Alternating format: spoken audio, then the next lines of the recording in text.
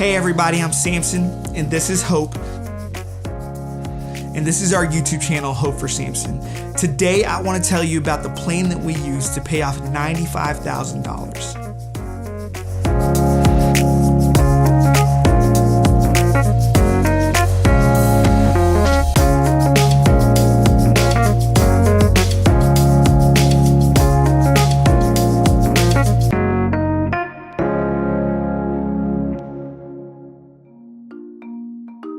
To start off, our debt consisted of $3,000 in a car loan and $92,000 in a student loan. Now, when I graduated college, I actually graduated with a lot less than $92,000. It was actually more like $75,000. And what ended up happening was, even though every month I would faithfully make my student loan payment, I still wasn't even paying off the interest. In fact, my interest was actually growing and compounding, and it was actually increasing the size of the loan till it got to $92,000 by the time Hope and I were married 6 years later. And if you know our story, you know we started off by taking $10,000, which was almost the entirety of what was in our savings, and throwing it at our debt in order to jumpstart the plan. And so while that $3,000 there was with the car, most of this is going to deal with the $92,000 that had to do with the student loan. So if you just hear me throw out that number, that's exactly why.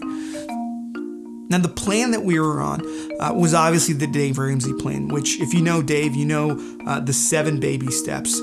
The first one is to have $1,000 in emergency savings. The second step is to pay off all of your debt aside from your mortgage.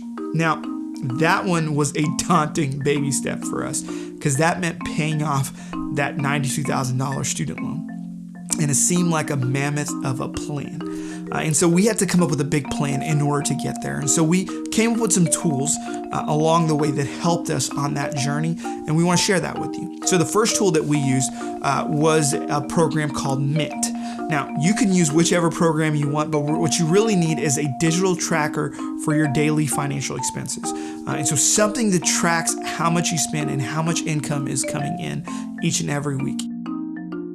So there's some really good programs out there, but Mint just happened to be the one that we were familiar with and that we went with. The second tool that we used was a spreadsheet. Now, we use Google Sheets. That's free on the internet. If you got Microsoft Excel, you can use that too. But we just needed something to put our plan on paper, or at least on a screen. And so this is where each and every time we'd sit down and talk about our finances, we'd go back to that spreadsheet and we would see where we were at. We'd see how much we were spending, and we'd kind of track things along the way. The third thing that we used was actually kind of funny. We used 2 bottles and some beans.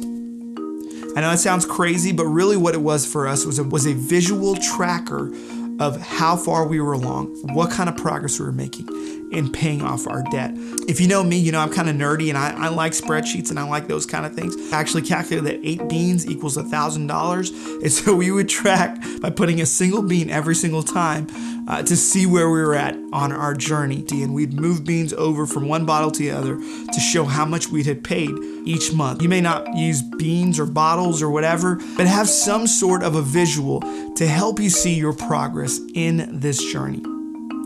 The fourth thing that we used was an amortization calculator. And where this would come in handy is when, those times in the month where, some months we may have just a little bit extra because we squeezed some of those dollars, and we'd have a little bit extra that we could put towards debt. And let's say we saved up like $500 extra that we could put towards debt. And so what we would do is we'd put that into the amortization calculator, and it would show us what that would do to the life of a loan. And sometimes when we throw that kind of money at it, we would actually bring down that finish line by a month. We'd actually move 1 month closer just by paying that extra payment. The fifth thing that we used was a regular budget meeting. So Hope and I, basically every 2 weeks, every time we get paid, we'd sit down together and we'd figure out how much we had made, how much we'd spent, and what extra we could throw out at our debt. We'd use this as a way of keeping ourselves accountable, making sure we agreed on what we were spending, to make sure we were unified on the plan. Now, you may do this alone if you're not married, but if you are married, let me tell you, your spouse is a great partner in that plan. So utilize them in having these regular budget meetings. The The last thing that we did is we would listen to podcasts. And one important podcast along the way that would keep us motivated was actually Dave Ramsey podcast. We listened to it every day. And my favorite part was whenever they would do these debt-free screens. And people would come from across the country to basically tell their story, how they paid off debt. And every time I'd hear one of those, it'd be such motivation for me to stay on the plan. And we would stay committed because of that. And we hope this channel does that for you. That's actually our whole goal with this YouTube channel. We're not trying to do anything for ourselves. We really just want to help people. And so we hope that this YouTube channel can be a way for you to stay more committed and you to stay motivated in your financial freedom journey, because it helps you become the best version of yourself.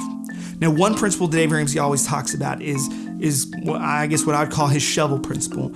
And what Dave likes to say is that when you got a big hole or you got a big problem, you need a big shovel to go along with it. And what that means is that when you have a lot of debt, you need a matching income to help pay off the debt.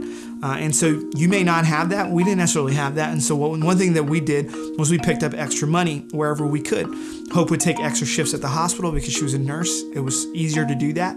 And for me, because I do some freelance work on the side doing video, I'd pick up extra jobs. And we kind of did that from as much as we could to get a little more traction and move a little further along, move that finish line a little closer so that we hit our goal and be financially free. Another huge thing that we had to do is that we had to cut down our lifestyle. If you're on this plan, you definitely have to cut down your lifestyle. You have to live a simple life. We got married and we really never realized what it was like to live on our full income. Early on in our marriage, we had this plan. And so most months we were putting at least 50, if not 60 or 70% of our income that month towards debt. So you have to cut down your lifestyle in order to hit that goal. Now, next week, we'll talk about a reward system that's going to help you along this way, the one that was really helpful for us. And so come back next week so you can hear more about that. Hey, if you enjoyed this video, hit like and hit subscribe. You can actually go back and watch some of our previous videos, and hopefully it helps you stay motivated and stay committed to your plan towards financial freedom.